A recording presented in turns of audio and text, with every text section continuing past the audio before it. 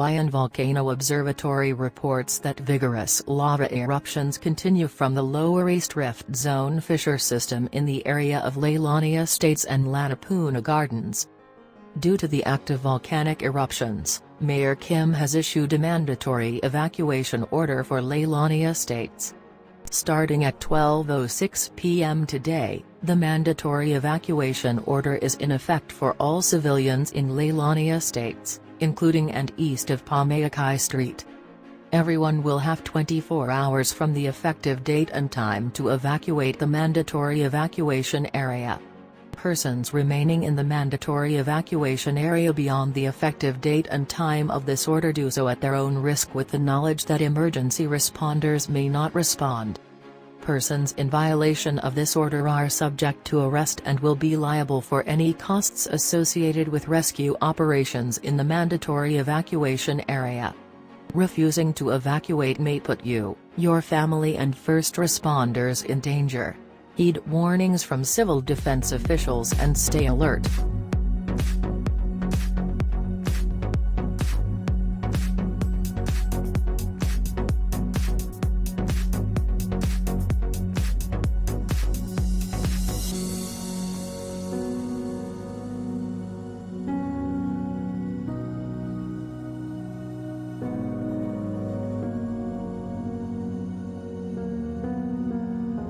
In the Lower East Rift Zone in the Leilani Estates area, Fissure 8 was the most active fissure overnight. It was producing fountains up to 250 feet high and continued to feed a lava flow moving north out of the Leilani Estates area, and then which turned northeast along Route 132 into the Nori Farms Road area.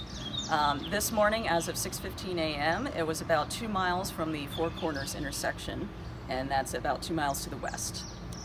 Currently, the county is advising Vacation Lands and Kapoho Beach Lots residents to evacuate because of the danger of roads in the area being cut off by lava flows. And we should also note that cell phone towers and regular landlines have been heavily damaged in the area, and so there may be reduced service.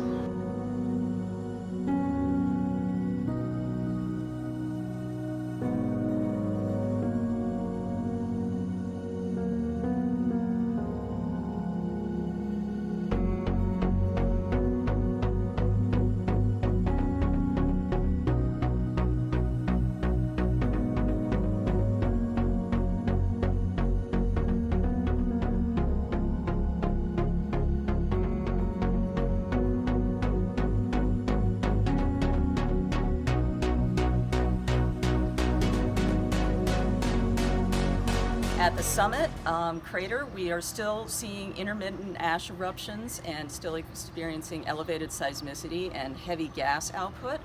The National Weather Service yesterday notified us of a plume rising to about 12,000 feet, but because of weather, visibility was so bad that we were having trouble confirming it on the ground. Regardless, we expect ash plumes to continue, as well as the elevated seismicity and gas emissions.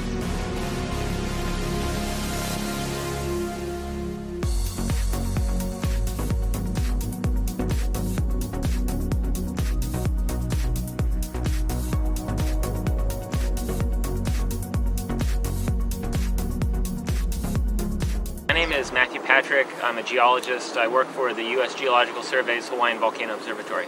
This is the Fissure 6 fountain. Most of the lava is flowing towards the southeast into a channel, a lava channel that pours into the ocean, creating an ocean entry. And we're here, whereas we're part of a 24-hour watch on the ongoing eruption on the Lower East Rift Zone of Kilauea. And we're keeping an eye on where the activity is and where it might migrate. The activity has been very erratic here in this general area. It's kind of operated in fits and starts. Over the past week or so, we have seen a shift to more sustained diffusion at higher effusion rates, really feeding a significant amount of lava into these lava channels that are pouring into the ocean.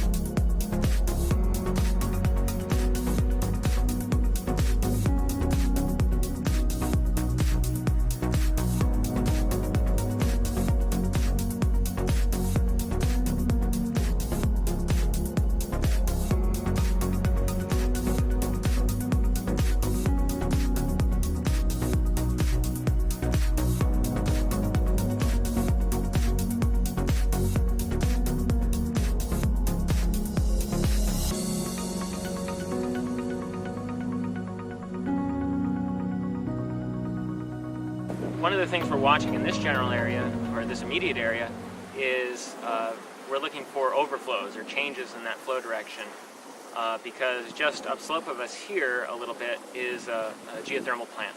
So we're kind of monitoring the flow margin, making sure that it doesn't migrate any closer to that geothermal plant. There's another area of activity just uprift from us, a couple kilometers, and that is an area of some new activity over the past day, also some significant hazard concern. This is some new fountains over the past day that have kind of ponded. The lava has kind of built a perched lava pond, and the lava is overflowing from that pond in several directions. It's right in the middle of the Leilani Estates subdivision, so over the past couple of days it's destroyed a handful of homes.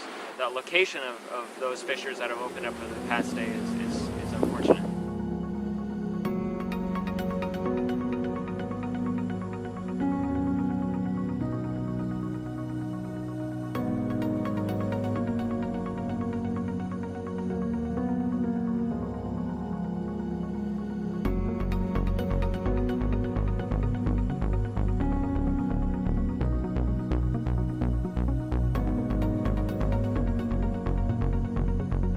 Hawaii Army National Guard soldiers are teaming up with civilian first responders as they monitor air levels around areas impacted by lava.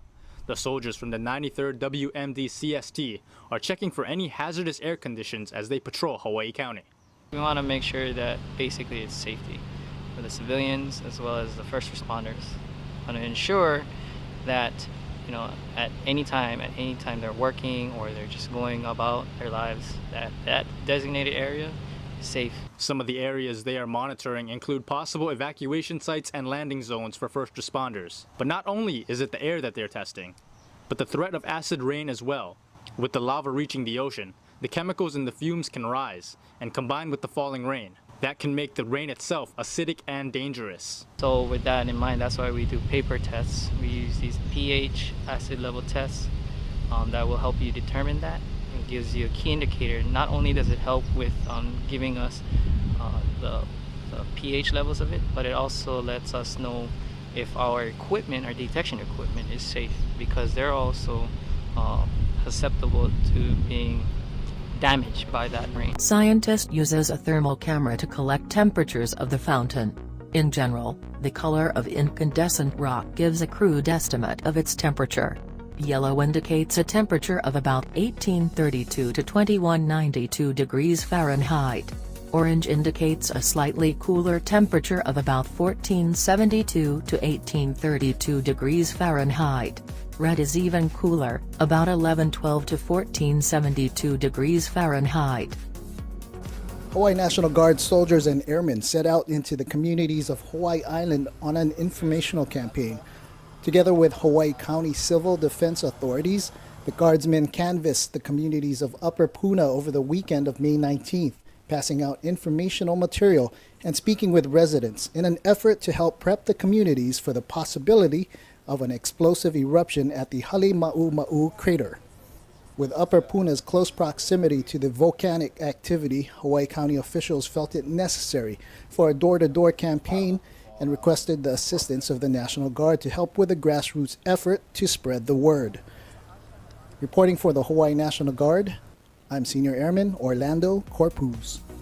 The 93rd CST supporting the Hawaii County mission include airmen from the Hawaii Air National Guard, as well as soldiers from other states. For California Army National Guard soldier Staff Sergeant Alfonso Anaya, this mission is definitely an eye-opener.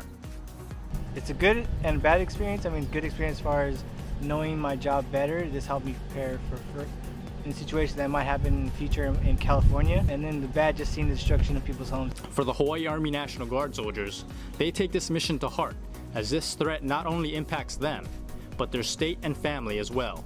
Anything involved, you know, within our state, you know, I take a lot of pride in that, and that's why I'm here.